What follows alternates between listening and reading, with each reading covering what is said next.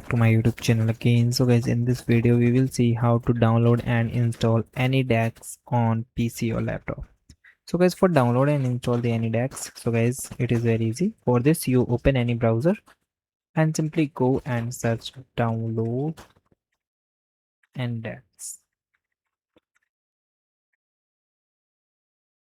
Click here. So guys, here you see this is the official website of anydesk.com.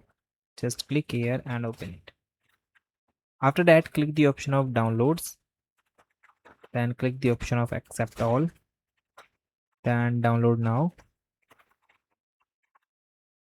Okay, so you wait a minute, and guys, here if you have a different operating system, so you choose from the on the website. And yes, I want to unlock the full power mode, so I think you need to pay some amount for complete version, but here you see that AnyDesk is now download. Now you double click and wait for a few seconds. It start for installing.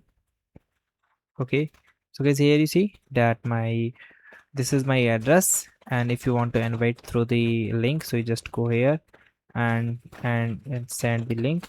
And guys, here you see install AnyDesk for the device and record the screen and multiple things that you can do.